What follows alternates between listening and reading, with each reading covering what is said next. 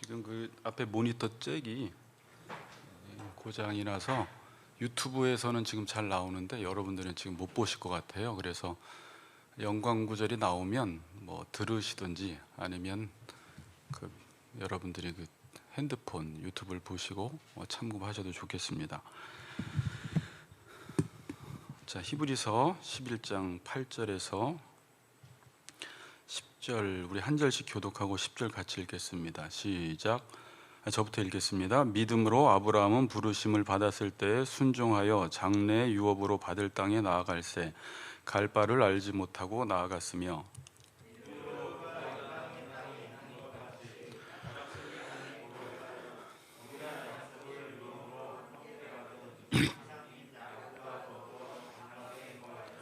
같이 읽습니다. 이는 그가 하나님이 계획하시고 지으실 터가 있는 성을 바랐음이라. 아멘. 자, 그리고 이제 이 본문하고 이따 창세기 11장 12장을 자주 볼 테니까 거기에 꽂아 놓으시고 이따 또 같이 읽도록 하겠습니다. 자, 오늘은 믿음으로 아브라함은 이고요. 소제목은 이제 떠나가라라는 제목입니다. 자, 우리 같이 인사합시다. 갈 바를 알지 못하지만 나아갑시다. 이렇게 인사합시다. 네. 나아갑시다. 네. 정말이요? 네. 자, 오늘부터 아브라함을 다루는데 오늘 아브라함은 다른 인물들은 한 절이나 두 절로 끝나는데 오늘 아브라함은 좀 길게 다뤄요. 그래서 히브리서 11장 8절부터 보니까 19절까지 지금 아브라함을 다룹니다. 자, 아브라함을 하면 떠오르는 게 하나 있죠. 믿음의 조상 아브라함은 뭐 7명의 아들이 뭐 옛날에 이런 노래도 했었는데 우리가 흔히 이제 믿음의 조상으로 아브라함을 알고 있습니다. 그러니까 우리가 믿음의 조상이라고 하니까 아브라함이 믿음이 대빵 좋다 이렇게 알고 있는데 아브라함의 믿음이 좋다기보다는 아브라함의 인생을 보면 믿음이 무엇인지를 가장 잘 알 수 있는 인물이라는 뜻이에요. 그래서 믿음의 대표적인 인물은 아브라함입니다. 그래서 여러분들이 이제 12장부터 쭉 아브라함 이야기들을 창세기에서 보게 되면 아, 믿음이 이런 것이구나라는 것을 분명히 알 수 있게 됩니다. 믿음장의 하이라이트라고도 볼 수가 있어요. 이 아브라함이. 자, 우리 8절을 우리 한 절만 히브리서 11장 8절만 같이 한번 읽어보겠습니다. 시작. 아브라함은 부르심을 받았을 때 장래 유업으로 받을 땅에 나아갈새 갈 바를 알지 못하고 나아갔으며 8절에 보니까 믿음으로 아브라함은 부르심을 받았을 때 순종하여 장래 유업으로 받을 땅에 나아갈새 갈 바를 알지 못하고 나아갔다. 그러니까 첫 번째 아브라함의 특징은 아브라함은 부르심을 받았을 때에 그 말씀에 순종했다. 순종했는데 무언가 확신이 있어서 확실해서 순종한 것이 아니라 갈 바를 알지 못하고 나아갔다라고 지금 말하고 있습니다. 자, 이제 아브라함 인물을 계속 다룰 것이기 때문에 이 부분을 이제 조금 더 구체적으로 좀 살펴보려고 합니다. 자, 아브라함은 원래 어디에 살았습니까? 네, 갈대야 우르라는 곳에 살았어요. 지금으로 따지면 이라크 남부예요. 티그리스강과 유브라데강 사이에 우리가 흔히 아는 비옥한 지역이에요. 그러니까 부유한 도시에서 살았습니다. 보통 사람들이 부유하게 살면 뭐 하죠? 하나님을 잘 섬기기보다 우상 숭배를 하죠. 그러니까 아브라함도 우상 숭배하는 자였어요. 이 기록을 찾아보니까 달의 신을 섬겼대요. 달 신을 아브라함이. 자, 이 내용에 대해서 여호수아 24장에 나와 있는데 세겜에서 여호수아가 이스라엘 백성들에게 고별 인사를 하면서 아브라함을 언급합니다. 이 아브라함에 대한 정보가 있는데 같이 한번 봅시다. 자, 찾을 분들 찾으시고 유튜브 보실 분들을 보시고 제가 읽어드릴게요. 2절에 보면 여호수아가 모든 백성에게 이르되 이스라엘의 하나님 여호와께서 이같이 말씀하시기를 옛적에 너희의 조상들 곧 아브라함의 하나님 나홀의 아버지 데라가 강 저쪽에 거주하여 다른 신들을 섬겼으나 갈대아 우르에서 아브라함의 아버지 데라와 함께 아브라함도 자기 형제들과 함께 우상을 섬기고 살았습니다. 그리고 또 사도행전 7장에 보면 스데반의 설교에서 또 아브라함에 관한 정보를 하나 줍니다. 사도행전 7장 2절에서 4절에 보시면 제가 읽어드릴게요. 스데반이 이르되 여러분 부영들이여 들으소서. 우리 조상 아브라함이 하란에 있기 전 메소포타미아에 있을 때에 영광의 하나님이 그에게 보여 이르되 내 고향과 친척을 떠나 내가 내게 보일 땅으로 가라 하시니 아브라함이 갈대아 사람의 땅을 떠나 하란에 거하다가 그의 아버지가 죽음에 하나님이 그를 거기서 너희 지금 사는 이 땅으로 옮기셨느니라. 그러니까 스데반의 설교에서 아브라함의 일생을 정말 딱 두 줄로 정말 요약을 잘해주고 있습니다.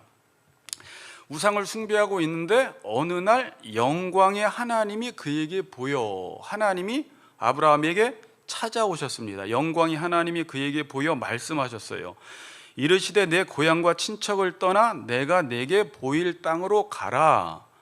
우리는 창세기 12장 1절에서 처음 하나님이 나타나셔서 아브라함에게 내 본토 친척 아비집을 떠나라고 명령하신 것이 첫 번째 부르심인 줄 아는데, 첫 번째는 갈대아 우르에 있을 때 영광의 하나님이 보여서 이 고향과 아버지의 집을 떠나라고 지금 하나님께서 명령하고 계십니다.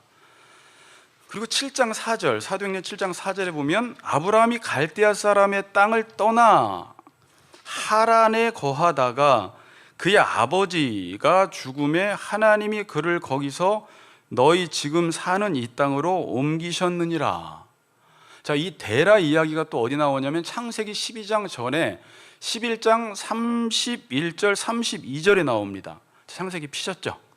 제가 한번 읽어드릴게요. 주체가 주어가 데라입니다. 지금 데라가 그 아들 아브라함과 하란의 아들인 그의 손자 롯과 그의 며느리 아브라함의 아내 사레를 데리고 갈대아인의 우르를 떠나 가나안 땅으로 가고자 하더니 하란에 이르러 거기 거류하였으며 데라는 나이가 205세가 되어 하란에서 죽었더라. 자, 지금 여기서 누가 이끌고 나가요? 영광의 하나님이 아브라함에게 보였는데 지금 아브라함의 아버지 데라가 가족을 이끌고 갈대아 우르를 떠나서 지금 하란에 도착을 합니다. 그 당시에는 아버지가 왕이요 제사장이었어요. 그래서 모든 일들을 주도적으로 행합니다. 이 당시에도 데라가 이 일들을 주도적으로 아들하고 상의를 했겠죠. 하나님이 어느 날 나타나서 이곳을 떠나라고 이야기해서 아버지와 상의를 하고 데라가 이제 그의 가족을 끌고 갈대아 우르를 떠나서 지금 하란에 도착을 했습니다. 자, 이제 이 몇 구절을 여러분이 조합해서 이제 하나의 큰 그림을 그리게 되는데, 아브라함의 인생에 대해서 아브라함이 갈대아 우르에서 우상을 섬기며 살았어요. 달의 신을 섬기며 살았어요. 어느 날 하나님이 영광 중에 그에게 보이셨습니다. 그리고 말씀하십니다. 이 갈대아 우르를 떠나가라.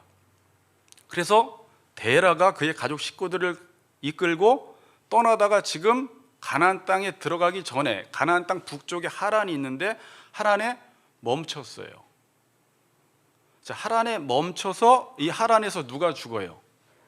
데라가 205세에 죽게 됩니다. 자, 그런데 아까 창세기 11장 32절에 보면 데라가 그의 식구들을 데리고 하란에 이르러 거기 거류했다라는 말이요, 이게 앉다, 정착하다라는 거예요. 지금 하나님의 명령은 가나안 땅으로 가라고 했는데 데라가 거기에 주저앉아 버린 거예요. 하란이 어떤 곳인지 찾아봤더니 거기도 달의 신을 섬기는 우상 숭배하는 곳입니다. 그러니까 데라는 지금 하나님의 명령을 따라 나아가는 길에 그 갈 바를 알지 못하고 가는 그 길을 가는 것이 두려웠던 거예요. 두려워서 다시 우상 숭배하는 그곳에 앉아버리고 정착해버린 거예요. 그리고 거기서 데라가 205세에 죽게 됩니다. 재밌는 것은 데라의 뜻이 이 데라크라는 단어인데 지연시키다, 지체하다라는 의미예요. 그러니까 데라의 의미가 뭐예요? 지연시키다, 지체하다. 지금 하나님의 명령을 쫓아 하나님이 큰 구원 계획을 이루기 위해서 아브라함을 갈대아 우르에서 불렀는데 아버지 데라가 지금 가나안 땅으로 가는 길을 지연시키고 지체해 버리시니까 205세에 죽었다고 하지만 하나님이 데라를 데려가신 거예요. 왜? 지금 하나님의 구원 계획을 이루어야 하는데 데라 때문에 가질 못하고 있어요. 거기서 하나님이 데라를 불러가신 것입니다. 하나님의 역사를 이루어 가시는 데 있는 걸림돌들을 하나님이 지금 하나하나 제거해 나가시는 거예요. 그리고 데라의 죽음과 함께 12장 1절에도 다시 아브라함에게 지금 명령을 하십니다. 12장 1절부터 3절 그 구절이죠. 자, 이 아브라함의 인생 속에서 이 구원 계획을 지금 누가 진행하세요? 하나님이 진행해 나가시는 거예요. 그러니까 믿음이 뭔지를 여러분들이 여기서 계속 묵상을 해야 돼요. 믿음이 뭔가. 아브라함이 인생을 살다가 우상숭배를 하다가 어떤 허무함을 느껴서 안 되겠다, 나도 이제 하나님을 믿어봐야 되겠다라고 해서 가나안 땅으로 자기가 자발적으로 간 것이 아니라, 아까 창세기가 아니라 사도행전 7장 4절에 나와 있지만, 데라가 죽은 이후에 하나님이 그가 누구예요? 아브라함을 거기서 너희 지금 사는 이 땅으로 옮기셨다라고 이야기를 해요. 하나님이 아브라함을 지금 가나안 땅으로 옮기신 거예요. 이 모든 구원의 역사를 누가 지금 주도적으로 이끌어 가시는 거예요? 하나님께서 지금 주도적으로 이끌어 가시는 것입니다. 자, 그리고 다시 히브리서 11장 8절 봅니다. 믿음으로 나옵니다. 아브라함은 부르심을 받았을 때에 순종하여, 이제 이게 무슨 말인지 알겠죠? 아브라함이 순종을 했지만 이 일을 지금 진행하시는 분은 하나님이시고, 아브라함은 또 순종해서 반응을 했어요. 이런 식으로 계속 성경은 설명해 나가고 있습니다. 장래 유업으로 받을 땅, 가나안 땅을 장래 유업으로 받을 땅이라고 이야기하죠. 창세기에서는 하나님이 보여주시는 땅, 지시하는 땅이라고 하고, 여기서는 장래 유업으로 받을 땅에 나아갈새 어떻게 나갔다고요? 우리가 인사한 것처럼 갈 바를 알지 못하고 나아간 것입니다. 자, 창세기 12장 1절에서 3절은 빨리 읽을까요? 여러분 한번 찾아봤는데, 여호와께서 아브라함에게 이르시되 너는 너희 고향과 친척과 아버지 집을 떠나 내가 내게 보여줄 땅으로 가라. 내가 너로 큰 민족을 이루고 내게 복을 주어 내 이름을 창대하게 하리니 너는 복이 될지라. 너를 축복하는 자에게는 내가 복을 내리고 너를 저주하는 자에게는 내가 저주하리니 땅의 모든 족속이 너로 말미암아 복을 얻을 것이라 하신지라. 이 본문을 얼마 전에 에레미야 할 때, 제사장 나라와 제국주의 할 때 간단하게 설명을 드렸어요. 그때는 제사장 나라를 설명드리기 위해서 이 본문을 채택한 거고, 오늘은 순종을 설명하기 위해서 본문을 채택한 건데, 그 당시에 너의 고향과 친척과 아버지의 집을 떠나라는 게 뭐였어요? 여기서 고향이라는 것이 땅, 예레츠라는 단어였어요. 그때 제가 뭐라고 했냐면, 내가 근거를 두고 사는 곳을 떠나라 그랬어요. 단순히 갈대야 우르를 떠나라는 게 아니라 공간적으로 네가 지금 근거를 두고 있는 그 땅에서 떠나라는 것입니다. 그리고 어디로 가라는 거예요? 내가 내게 보여줄 땅으로, 하나님이 말씀을 통해서 보여줄 거니까, 아까 영광 중에 하나님이 아브라함에게 보여주셨듯이, 그리고 부르신 하나님이 계속 아브라함에게 말씀으로 부르시듯이 그 보여주시는 땅, 지시하는 땅으로 가면, 되게 중요한 말을 해요. 뒤에 내가 하겠다는 거예요. 자, 인생이라는 것이 네가 사는 것 같지만 하나님이 지금 네가 살고 기반을 두고 사는 그 땅에서 네가 떠나서 하나님이 약속하시는 그 땅으로 네가 가면 내가 네 인생 속에서 어떤 일을 행하겠다라는 것입니다. 그 일들이 뭐예요? 아브라함은 지금 그걸 몰라요. 부르심을 받았을 때에. 근데 그냥 그 말씀에 순종해서 갈 바를 알지 못하고 나아간 건데, 지금 아브라함의 인생 속에서는 어떤 일들이 일어나기 시작하냐면, 내가 너로 큰 민족을 이루고, 아브라함은 잘 몰라요 지금. 근데 앞으로 장차 이런 일들이 일어날 거예요. 네 이름이 창대하게 될 것이고, 너는 복이 될 것이고, 너를 축복하는 자에게는 복을 내리고, 너를 저주하는 자에게는 내가 저주하겠다라는, 이게 이제 하나님의 나라를 세워가겠다라는 말이에요. 지금 에덴 동산에서 아담과 하와의 불순종으로 하나님 나라가 무너졌잖아요. 그리고 하나님은 지금 아브라함 한 사람을 부르심으로 지금 하나님이 놀라운 하나님 나라의 프로젝트를 지금 진행하시기 위해서 아브라함이라는 한 인물을 우상 섬기고 있는 그를 불러내셔서 영광 중에 그에게 보이시고 떠나라 명령하셨고, 아브라함은 갈 바를 알지 못하고 떠났고, 여러분들이 이제 12장 이후부터 보면 아브라함은 믿음이 하나도 없어요.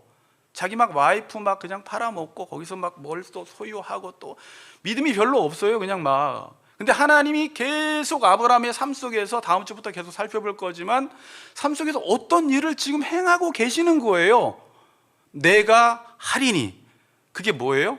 큰 민족을 이루고 네 이름을 창대하고 너에게 복을 주겠다라는 것입니다. 이 일이 언제 일어난다는 거예요?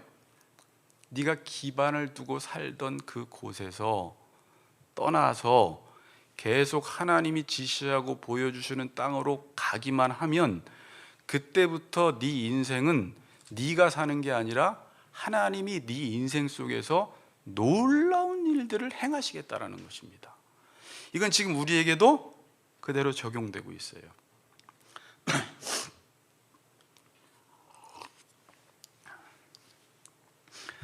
그래서 창세기 12장 4절 보면 이 명령이 떨어진 이후에 아브라함이 여호와의 말씀을 따라갔고 그래요. 그리고 히브리서 11장 8절 오늘 본문에서는 이것을 가리켜 아브라함이 갈 바를 알지 못하고 나아갔다라고 지금 말하고 있습니다. 자, 갈 바를 알지 못하고 나아갔다라는 말이 뭘까요? 자, 이거에 대해서 몇 가지 해석이 있더라고요. 지금 아브라함이 자기가 갈 곳이 가나안이라는 것을 알았어요? 몰랐어요? 본문에 보면 가나안 땅으로 가고자 하여 이런 말들이 나와요. 창세기 12장 5절에 또 창세기 11장 32절에 가나안 땅으로 가고자 했다고 하는데 어떤 주석가는 이제 가나안 땅으로 가고자 했지만 또 12장 7절에 보니까 여호와께서 아브라함에게 나타나 이르시되 내가 이 땅을 내 자손에게 주리라 하신지라 자기에게 나타나신 여호와께 그곳에서 제단을 쌓고, 그러니까 이렇게 설명을 해요.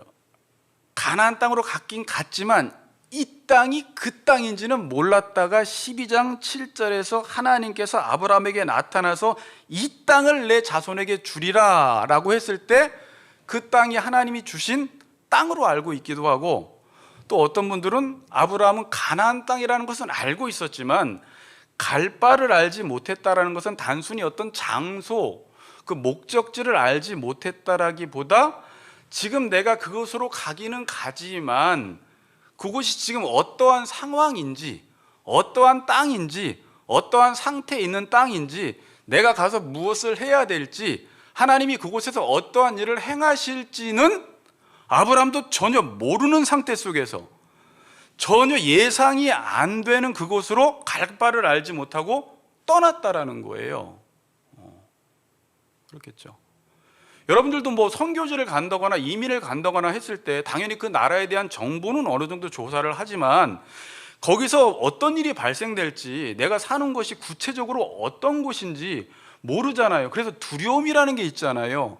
내가 오랫동안 뭐 신림동에서 봉천동에서 20년, 30년을 살다가 어떤 거긴 기반이 있고 동네 사람들도 있고 내가 오랫동안 살았기 때문에 불편한 게 없이 안정되게 살다가 모르는 곳으로 가기만 해도 두려움이 있잖아요. 갈 바를 알지 못하고 나아간 것입니다.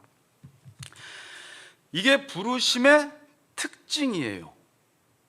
하나님이 여러분들을 부르셨을 때도 마찬가지예요.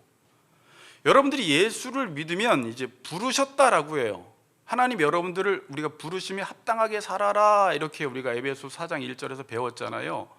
여러분들이 예수를 믿고 나서 하나님이 여러분들을 부르셨으면 그때부터는 어떻게 살아가야 하냐면 하나님이 나를 통해서 어떤 일을 행할 것이기 때문에, 그런데 그것이 구체적으로 무엇인지를 모르기 때문에 우리는 매일매일 설교 말씀을 듣고 말씀 묵상을 함으로 하나님의 말씀을 쫓아서 한 걸음 한 걸음 살아가야 돼요. 그런데 분명하지는 않아요. 내가 가는 길이 어쩔 땐 안개처럼 희미해요. 그러나 믿음이라는 것은 그 말씀이 나를 부르실 때 그 말씀을 따라 가다 보면 내가 전혀 예상하지 못했던 곳으로 하나님이 나를 옮기시고 예상하지 못했던 일들을 행하게 하심으로 어느 날 보니까 나를 통해서 큰 민족이 이루어져 가고 있고, 아브라함도 사는 동안 땅 한 평도 없었어요. 땅과 자손을 약속했는데 아브라함이 사는 동안, 그러나 아브라함 후대의 이 약속들이 다 이루어졌거든요. 여러분들이 지금 내가 하나님의 말씀을 따라 살아봤자 이게 뭐야, 우리 가정의 변화도 없네, 우리 자녀의 변화도 없네, 말씀대로 살아봤자 헛것이네라고 이야기하지만 아니에요. 그 말씀대로 가다 보면 지금 하나님이 내가 하리니, 하나님이 여러분들의 인생 속에서 지금 어떠한 일들을 행하고 계시는 것입니다. 제가 4대째 기독교 집안에서 자랐지만 우리 아버지의 할머니가 무당이었어요. 무당. 그러다가 복음이 들어와서 4대째 신앙이 이어져 내려오면서 할머니가 믿고 아버지가 믿고 제가 믿으면서 그 당시에 아버지가 할머니가 부르심을 받았을 때 뒤에 후대 자손들이 이러한 일들이 일어날 줄 알았어요? 몰랐죠. 그냥 그때 하나님의 말씀을 쫓아 살아간 것밖에 없는 건데 그 뒤의 일들은 하나님이 행하고 계시는 거예요. 아니 뭐 유재규 목사를 통해서 뭐 큰일이 이루어졌나? 이렇게 보시면 안 돼요.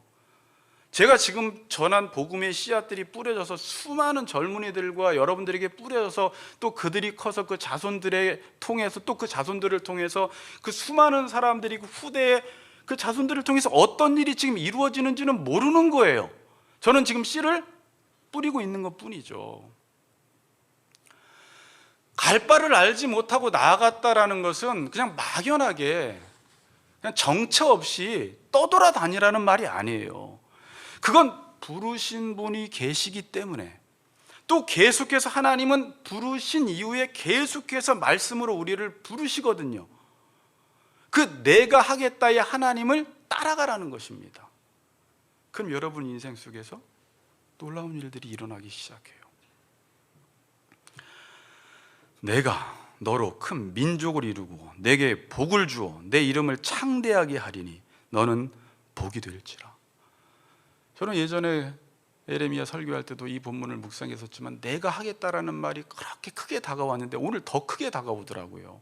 하나님이 하시는 거구나. 주어가 하나님이 돼버리는 거예요. 그때부터 하나님이 내 인생의 운전대를 붙들고 가기 시작하는 거예요. 내 인생을 내가 계획 세워서 가는 게 아니라 하나님께서 내 인생의 계획표를 가지고 나를 리드해 가기 시작하는 것입니다.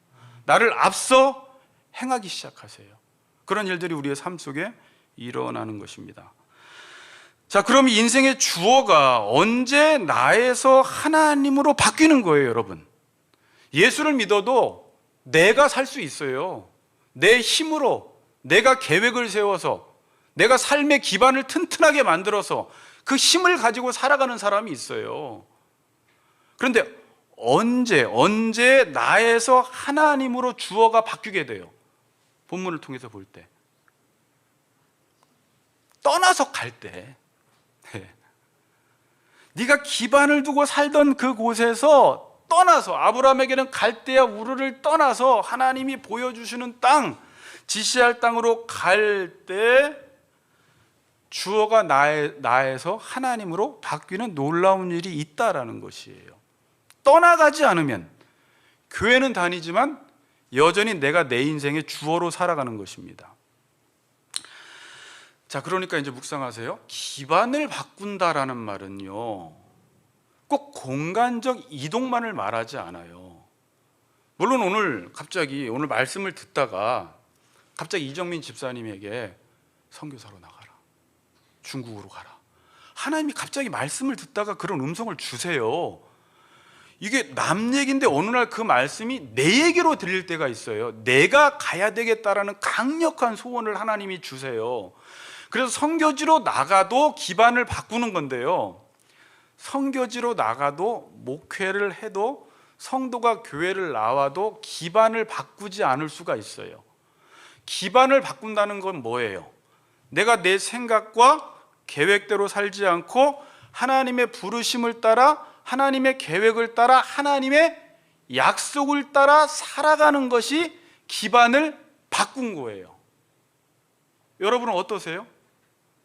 그걸 믿음이라고 하는 거예요. 믿음으로 아브라함은 하나님의 말씀에 순종을 하는데 갈 바를 알지 못하고 나갔다라는 것은 정처 없이 떠도는 인생을 살았다라는 것이 아니라 예측이 안 되고 어디로 가서 하나님이 내 인생을 통해서 어떤 일을 행하실지는 모르지만 그 약속을 기반으로 해서 그 약속을 붙들고 그냥 한 걸음 한 걸음 한 걸음 나아가는 것을 가리켜 갈 바를 알지 못하고 믿음으로 살았다라고 지금 히브리서 기자는 우리에게 말씀해 주고 있는 것입니다. 그러면 또 하나님이 어떤 일을 행하시겠다라고 말씀을 하세요.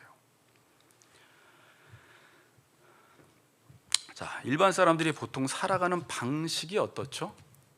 보통 사람들이 내가 살아가요. 내가 주인이 되어서 내가 무엇인가를 행하면서 살아가요. 사람은요, 제일 싫어하는 게 뭐냐면, 저도 갈 바를 알지 못하고 사는 게 우리의 본성이 제일 맞지 않아요. 우리는 늘 뭘 따지냐면 이유를 따져요. 거기 왜 가는데? 거기 가면 뭐가 있는데? 나는 확실하지 않으면 안 가? 뭐 이렇게 말하죠. 분명하게 말해줘. 그래서 내가 설득되면 갈게. 근데 아까 히브리서 11장 1절은 그랬잖아요. 믿음은 바라는 것들의 실상이요, 근거, 하나님의 약속을 믿고 가는 게 믿음이고, 보이지 않는 것들의 증거니, 보이지 않는데 그 보이지 않는 것에 의해서 이해되고 설득되어지면서 나아가는 걸 믿음이라는 것을 계속 믿음의 인물들을 통해서 지금 풀어나가고 있어요. 어떻게 살아가고 있는지. 그래서 우리는 보통 어떻게 살아가냐면, 저나 여러분이나 과거에다 어떻게 살았냐면, 목적이 뭐냐 그래요. 어디로 갈 거냐, 뭘 할 거냐, 이거부터 정해요. 이번 주 우리 종윤이도 아빠 학습 목표를 정해오려는데 어떻게 쓰면 좋을까요? 교회도 마찬가지고요. 이번에 목적을 정하고 구체적인 목표를 정하고 그거에 대한 계획을 짜라고 하잖아요. 그게 없으면 우리는 한 치 앞도 못 가요. 예측이 안 되면 불안해서 우리는 앞길을 못 가는 게 우리예요. 그래서 목적을 잡고 계획을 세우고 또 계획이 틀어질 것을 미리 준비해서 대안까지 마련하고, 그것도 불안하면 돼지머리 하나 잡아놓고 제사도 한번 지내고, 그것도 불안하면 어디 갈까요? 라민 집사님, 점장이 찾아가야죠. 점장이. 그리고 또 예수를 믿어도 하나님께, 하나님 제가 이러한 계획표 지금 세웠는데 이 사업을 제가 지금 계획대로 잘 진행시켜 달라고 하나님께 헌금하고 기도할 수가 있어요. 이게 보통 인간들이 살아가는 방식이에요.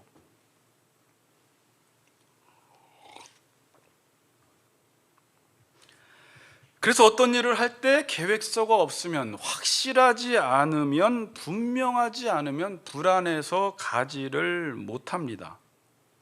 이게 뭐냐면, 우리는 모든 일반인들이 이렇게 살아가니까 이게 정상적인 삶일 줄 아는데, 이게 하나님의 통치를 받지 않는 삶이에요.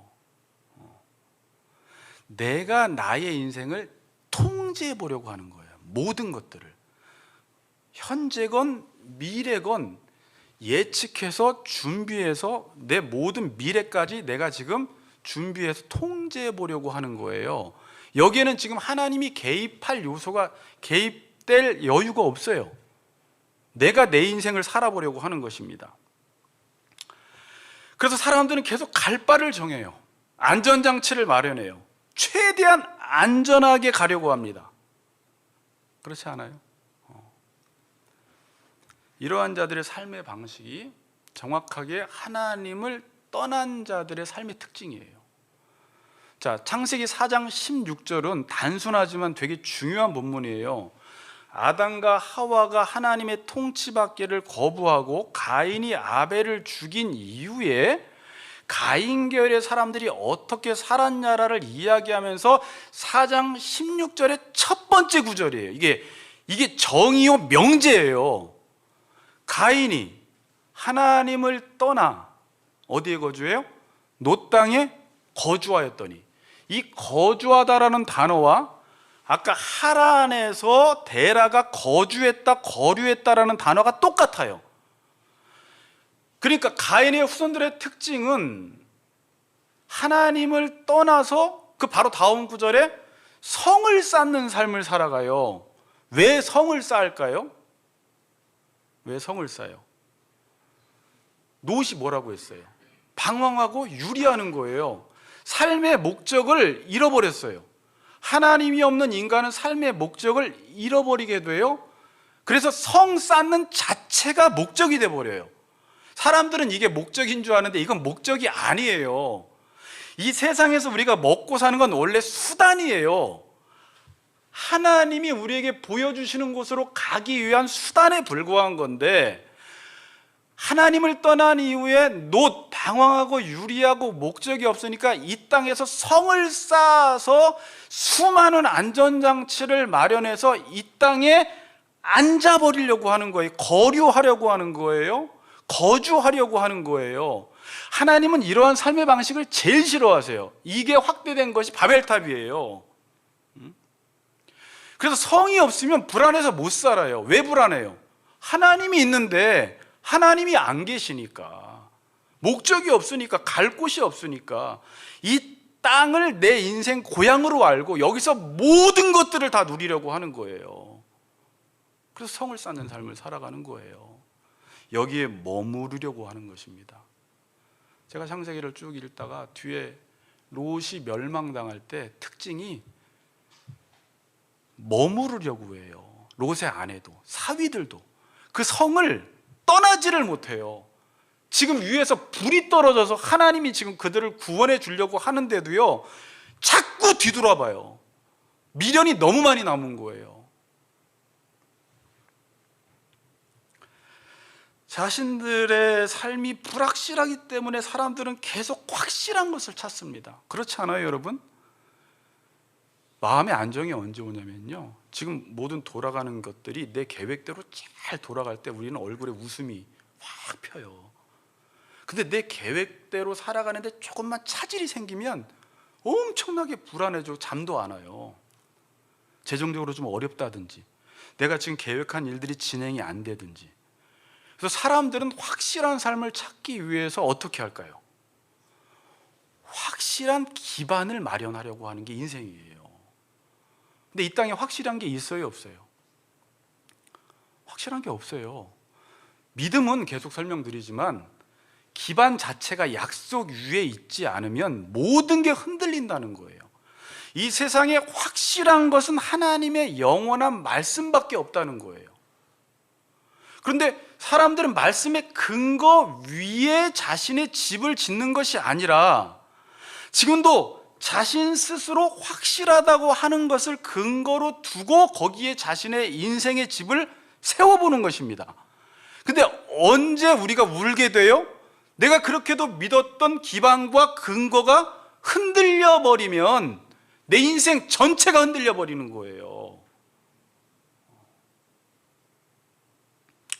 사람들은 지금 어떤 근거 위에 자기의 집을 세우려고 하죠?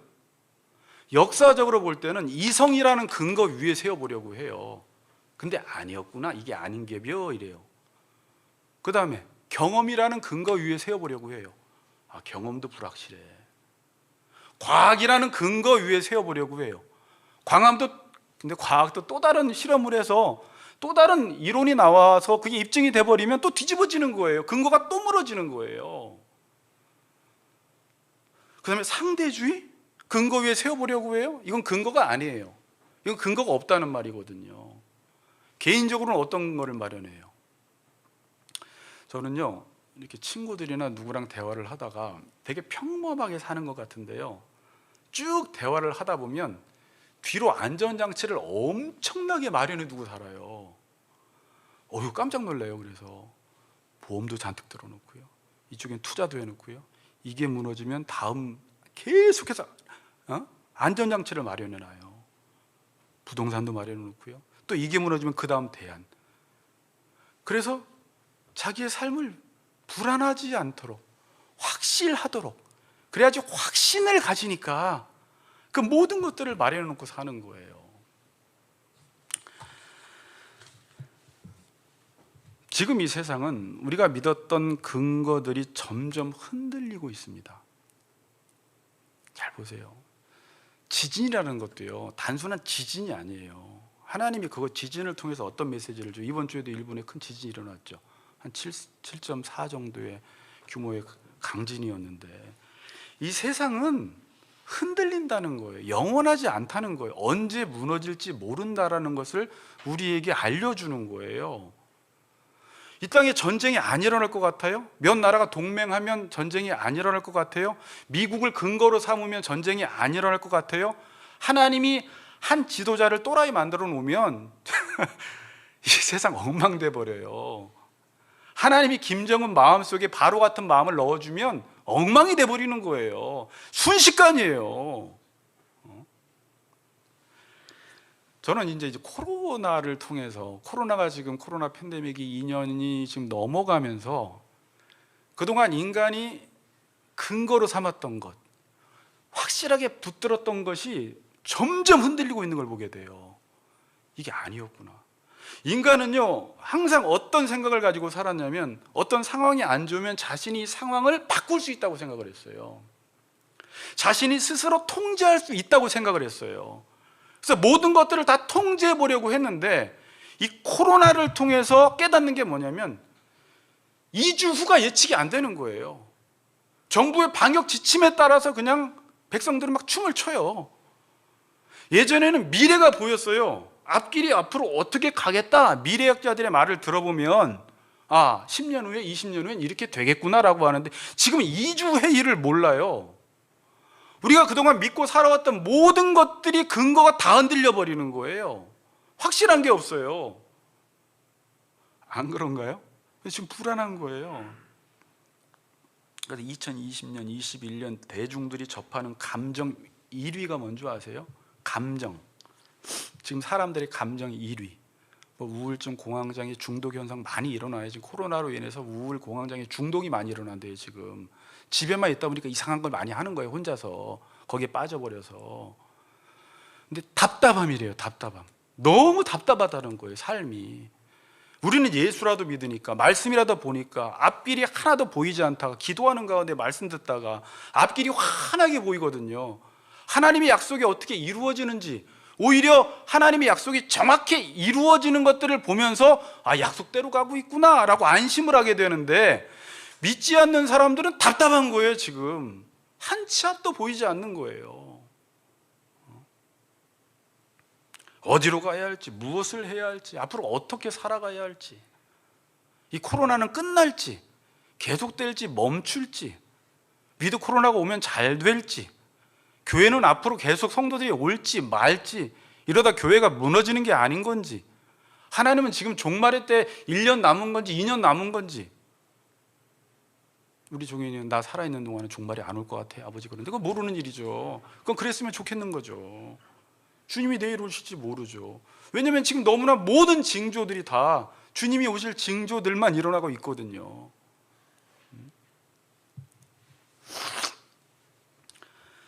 여러분, 하나님을 떠난 인간은 실제로 어디로 가야 할지 원래 모르는 존재들이었어요. 잘 들어보세요.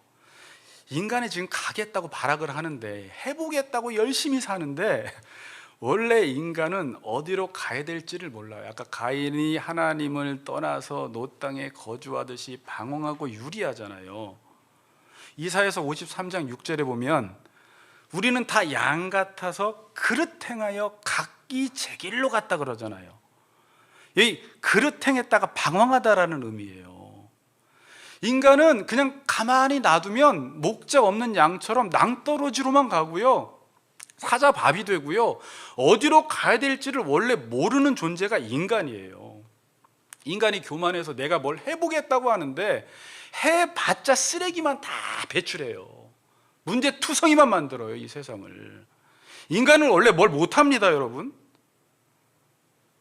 인간이 뭘 해도요, 하는 건 뭐만 하냐면 필요 없는 것만 만들어요. 그러니까 인간에게 별 도움도 안 되는 것, 별로 생명에 도움이 안 되는 것들은 너무나 잘하지만 진짜 진리나 생명이나 길에 대해서만큼은 아주 무지해요. 그래서 예수님이 내가 길이요 진리요 생명이니 나로 말미암지 않고는 아버지께로 갈 수 없다라고 말씀하는 거예요. 이게 예수 그리스도의 복음의 유일성이에요. 근데 우리 이걸 잘 안 믿죠. 우리가 뭘 할 수 있다라고 생각을 하죠. 내가 갈 수 있다고 생각을 하죠. 인간은 스스로 갈 수 없는 자들인데 스스로 가보겠다고 하는 것입니다. 근데 가면 갈수록 지금 이 세상은 더 잘 살아요? 더 못 살아요? 인간은 살기 좋은 세상을 만든다고 하는데 지금 살기 좋은 세상이에요? 살기 싫은 세상이에요? 사람들이 지금 살기 싫대요. 이 세상만 보면. 자, 지금 우리는 2년 넘게 이 코로나 가운데 사는데 답답하고 힘듭니다. 그런데 이 코로나가 좋은 게 뭐예요?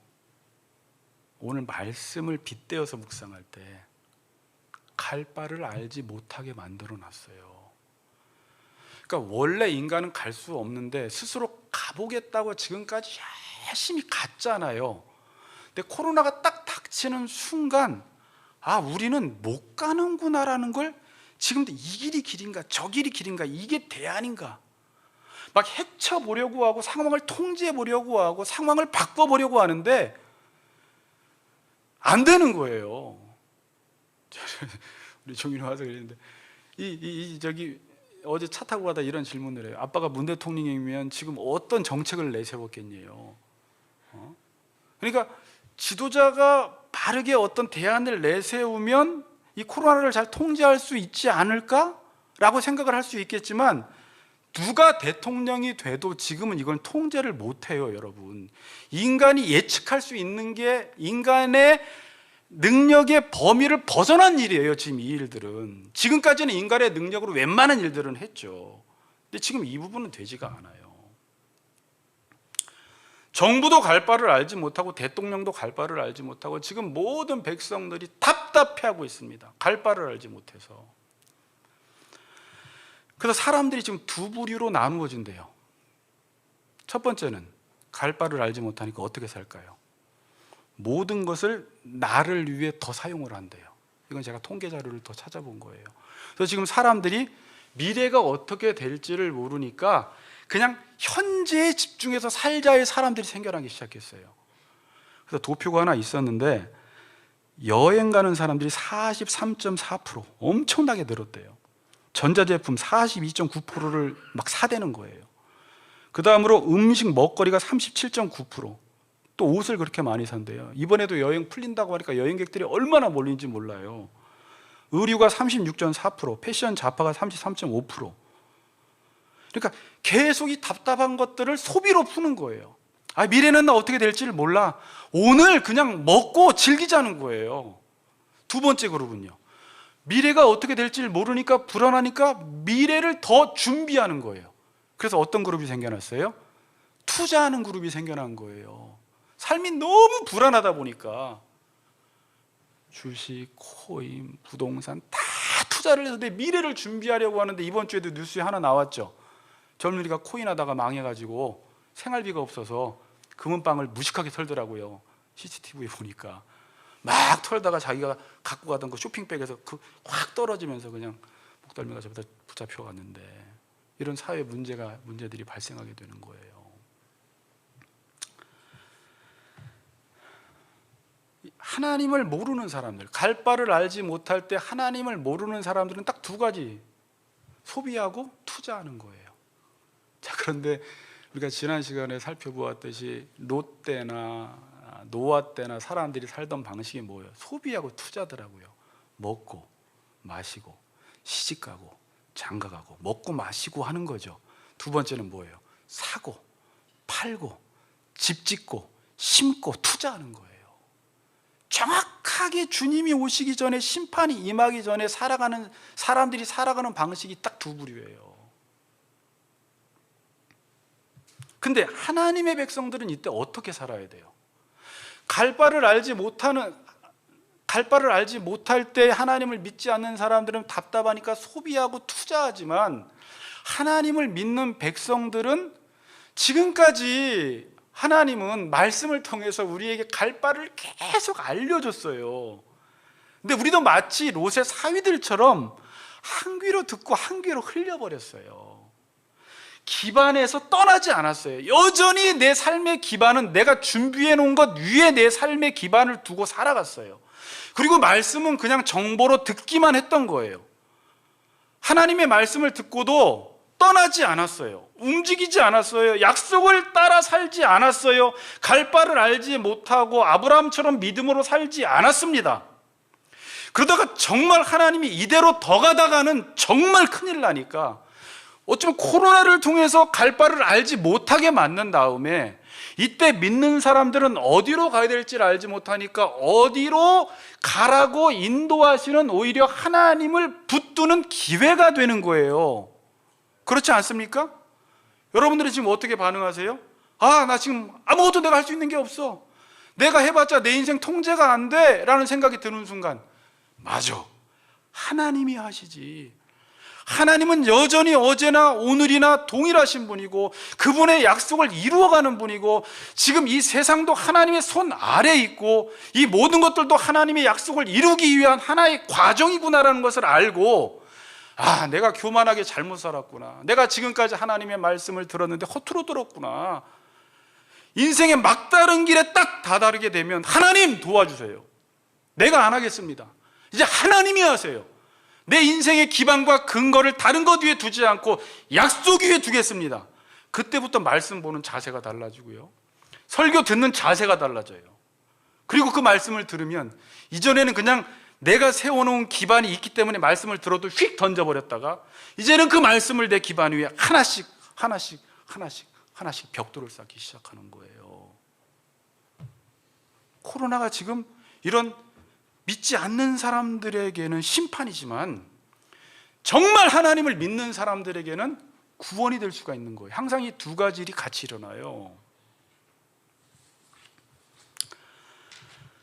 결론을 맺겠습니다. 오늘 제가 제목을 물론 믿음으로 아브라함은 그랬지만 떠나가라는 거예요. 한번 집에 가서 설교를 다시 한번 들으면서 깊이 묵상해 보세요. 아들아, 떠나가라. 그 우상 숭배하던 그곳에서 떠나가라. 더 이상 지체하지 말라는 거예요. 더 이상 뒤돌아보지도 말라는 거예요. 이건 생명이 달린 문제라는 거예요. 너희 지금까지 한국교회 이렇게 하나님이 부흥시켜 주셨고 수많은 곳에서 하나님의 말씀을 들려주셨는데도 우리는 그 말씀을 그냥 엔조이했어요. 즐겼어요.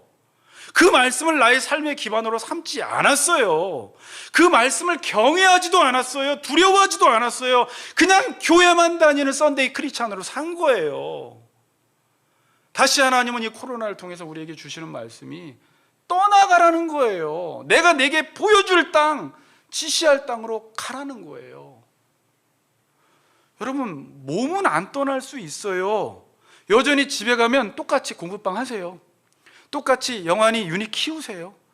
똑같이 돈 버세요. 똑같이 설거지하고 똑같이 살아가는데 이 머리는 떠나는 거예요. 그래서 히브리서 오늘 11장, 자, 오늘은 9절 10절은 구체적으로 다루지는 않는데 보세요. 가인의 후손들은 지금 그 성을 쌓는 삶을 살아가고 있죠. 근데 아브라함은 믿음으로 어떠한 삶을 살아갔냐면 10절에 보니까 이는 그가 하나님이 계획하시고 지으실 터가 있는 성을 바라보고 산 거예요. 그 가인의 성과 대비되고 있죠. 그러니까 아브라함의 믿음이라는 게 뭐예요? 내가 계획해서 내 인생을 내가 살아가는 것이 아니라 하나님이 계획하시고 하나님이 지으실 터가 있는 그 성을 바라보며 살아가는데, 이 사람들의 특징은 일상의 삶은 똑같이 살아가는데 삶의 자세가 어떤지 아세요? 여러분, 오늘부터 교회만 나오라는 말도 아니고 기도만 하라는 말도 아니고 성기지 나가라는 말이 아니에요. 여러분 하던 직업 속에서 열심히 살아가세요. 아이들 잘 돌보세요. 그런데 9절 보세요. 믿음으로 아브라함이 어떻게 살았대요? 약속의 땅에서 거류하며 살지만 이방의 땅에 있는 것 같이 살았다는 거예요. 장막치고 살았다라는 거예요. 같이 걷는 교회 성도님들, 오늘부터 집에 돌아가셔서 텐트에서 사시기를 주님의 이름으로 축복합니다. 그런 말이 아니잖아요. 똑같이 아파트에 사세요. 그런데 어떻게 살아요? 이방에 있는 것 같이. 저는 이게 무슨 말인지는 알겠어요. 제가 열심히 살아가는데 늘 생각은 이 땅이 내 본향이 아니야. 그 하나님 나라, 하나님이 계획하시고 지으실 터가 있는 성을 늘 사모하며 살아. 그리고 오늘도 약속의 말씀이 들려지면 그 약속의 말씀을 내 삶의 기반으로 삼고 살아. 그래서 내가 이 땅에 살지만 나는 이 땅은 영원한 곳이 아니야. 나는 조금만 있으면 이건 일시적인 곳이기 때문에 저 땅으로 갈 거야. 그러니까 여기에 머물지 않아. 이방인으로 산다는 것은 나그네로 산다. 외국인으로 산다는 말이에요. 나그네 외국인이 왜 이 땅에 정착하려고 합니까? 돌아갈 본향이 있는데. 그래서 열심히 살지만 생각은 저 하나님 나라에 가 있고, 그렇다고 현실을 등한시하라는 말이 아니라 오늘의 현실 속에서 그 말씀을 쫓아 한 걸음 한 걸음 살아가라는 말입니다. 저나 여러분들에게 오늘 한국교회 성도님들에게 오늘 하나님이 저는 이 메시지를 크게 주시는 것 같아요. 떠나가라, 떠나가라. 몸만 떠나지 말고 네 생각, 네 계획을 버리고 하나님의 약속을 따라 가라는 거예요.